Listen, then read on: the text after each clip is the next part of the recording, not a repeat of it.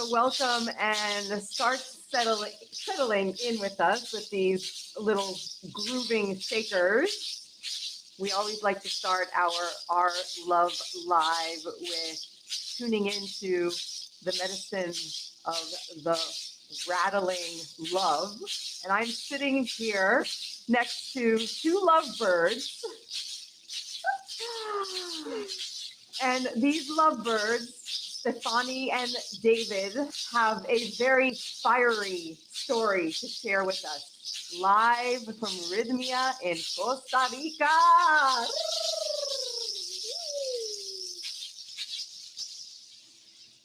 So our theme is fire medicine, and both Stefani and David shared a lot with the medicine of the fire this week. And so what a perfect opportunity to learn more about how to come together and share in the deeper fire of a relationship. They've been together for 11 years, married for 5 years. And this week, they, with that commitment to the fire of the passion of their relationship, they even more deepened and really wrote new vows in so many ways to each other. And so I'm so excited to hear more about your fire, And I actually, David, I want to start with you because Monday night you sat with the fire for 2 hours. This is true. Right? So let's hear about your 2-hour dance with the fire. Well, I went out there and I sat in front of the fire and I was just extremely comfortable just staring at the flames, and 2 hours, like at least 2 hours went by and I was just realizing I'm still sitting here. And then until I met you, you were saying, go deeper. What drew you out there? Yes. So I did some digging and I realized why I was out there. And I actually brought my notebook with me the second time. And I just stared into the flames and I thought, what am I seeing? And I saw light, comfort, warmth, very powerful. And I thought, that's not just fire, that's also my wife. So those aspects drew me to the fire. Lovebirds, indeed. That's so sweet. So you worked with the fire, you invoked the fire goddess. That's right. Oh. Okay. And so truly there's a new relationship, not only with your inner fire, with this fire. That's right. I definitely feel much closer to her after this experience. I'm extremely proud of her. You know, she did a lot of work this week and she turned some new leaves, and spiritually, emotionally, we're just very close. We've always been very connected, but I'm excited to see what happens next. Wow. And you, fire goddess? Well, I was transmuting a bunch of stuff in that fire the first night. You know, I had a purge and just felt this need to go out and release some things about myself and see myself in a vulnerable light. And then I think on the third night when I had my miracle, that's when I was able to let go of things from my family and within our relationship and, you know, kind of not confess, but just to see myself in the fire. And it just did a shift for me. And I was able to see him and realize I haven't been listening to him. And I always listen, but to hear him is different. So there were things he would say, you know, like, I'm coming here for you. And in my mind, it was a trigger, as I'm sure for a lot of women, like, don't do that for me. Do it for you. Do it for you.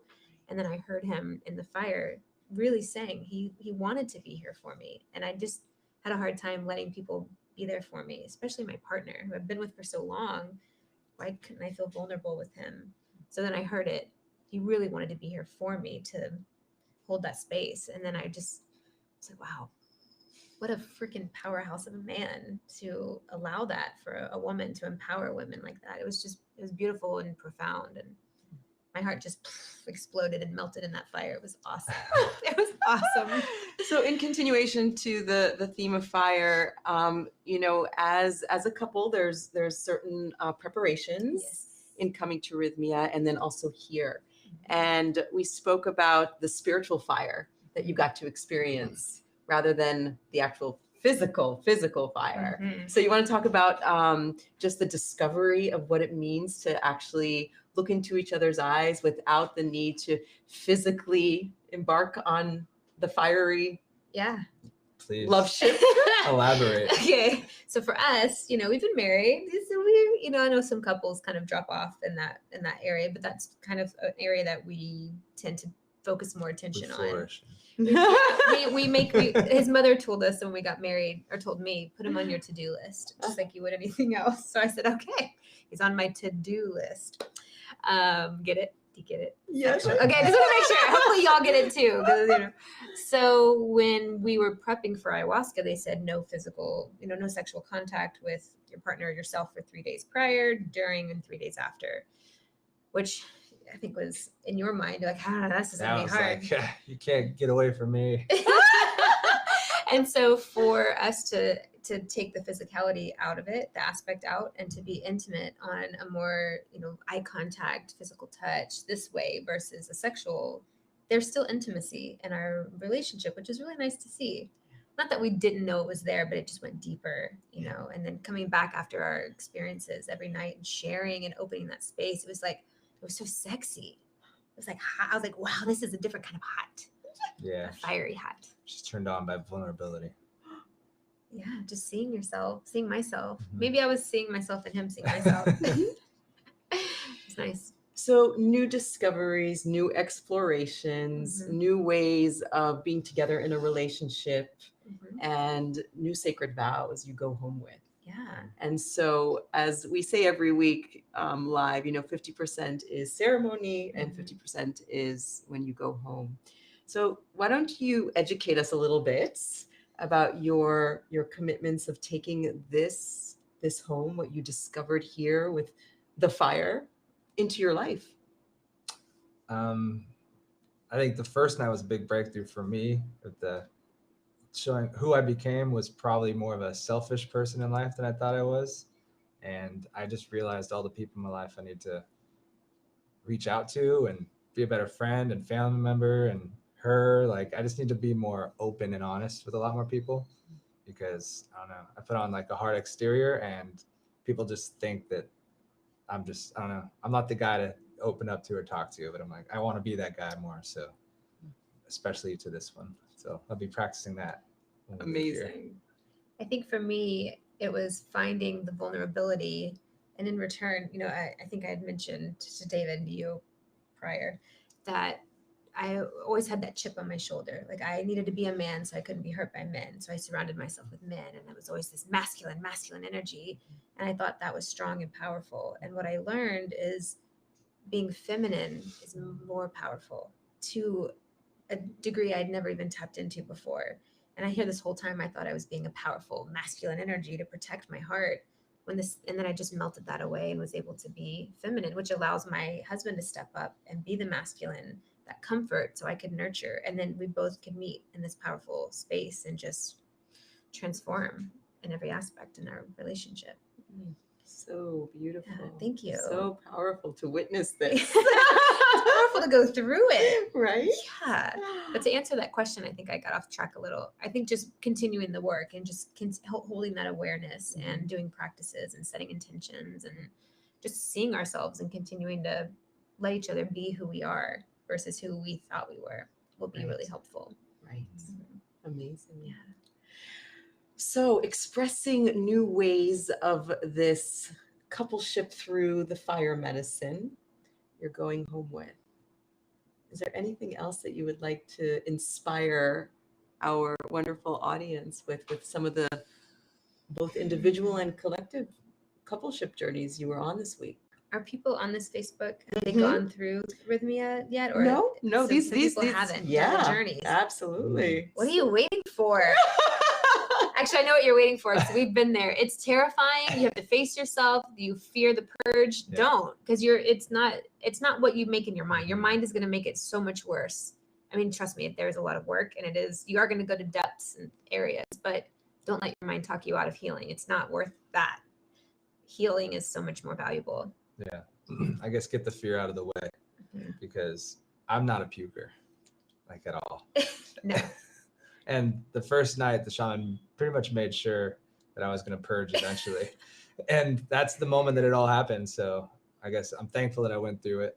And because without that first night, the rest of the night I've been like, I'm not sure what I got of it. But now there was lessons along the entire journey. But definitely just get rid of the fear and just go for it. And once you do, it's like your mind will take you to the places that you didn't know were still there. You know, And if you have, and if you have that hit to come, it's there for a reason. That would be my advice. And we had the hit 4 or 5 years ago, and it took us this long to get here. You know, it's timing is everything too. I understand that, but don't be afraid. And if you're afraid of COVID, they handle all protocol to every single degree. You're so comfortable here. Yes. Yeah. Yes. We test you when you arrive. Yeah. We test you 3 times a day with, your temperature. And so it's absolutely safe. And after you get tested, you get to take your masks off, and we become one big soul family. And COVID can't survive in ayahuasca, so don't worry about that. This is the COVID killer ceremony. Yeah, it's awesome. I recommend it. I can't wait to go out of here and share with people. I know they're going to think I'm crazy, but if I hit one person and it impacts them and helps them heal, it's worth it. Yeah, it's worth it. Wow. Yeah.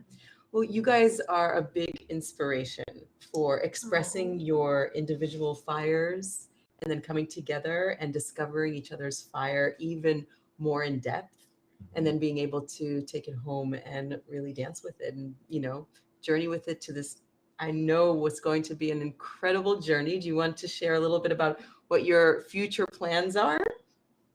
We're going to come back here. What are our future plans? Spiritually or whatever you want to share. We're switching into the van life community. So it's finalizing hopefully in the next month when we get back home. And then the goal is to go out and create content and help inspire people. But I didn't understand what that inspiration looked like. I just planted the seed that we knew we had to get a van. We knew we had to get on the road and show people how to be free. But after going through this journey, that freedom, totally different outlook, totally different meaning than what I had originally. I just set the intention, but now I get it. Now I get it. How to really inspire people. Amazing. Yeah, it's gonna be great. Amazing. So look out, because in every city this couple is gonna land. Right. Let's put that intention Let's out there, do it. right? Yeah. Should Definitely. I give the handle to our van? Is that weird? Whatever you'd like. Okay, it's the Baca Benz with a B. Baca Benz, like Mercedes Benz. So Amazing. yeah, if you want to follow the journey, we'll be in your city. We'll talk to you about ayahuasca. That's true. Amazing. Yeah. So take a moment and look into each other's fiery eyes and just acknowledge, without words, without needing to verbalize, the soulful journey that you both have been on and are. And see that fire through each other's eyes. So that fire that you sat with during ceremony is now inside of both of you. And it's merging and it's dancing and it's blessing your journey home. So thank you so much to the both of you, Stefani and David. Thank you. Thank you for having us and letting us share our story. Absolutely. So inspiring. Yeah. Thank you. Yay. Love is just a friendship that has caught fire. So yes. Oh, you see why I married him? God, so romantic. So thank you so much for joining under the umbrella of our love, and see you next week, next Friday, with yet another inspiring couple. Thank you so much.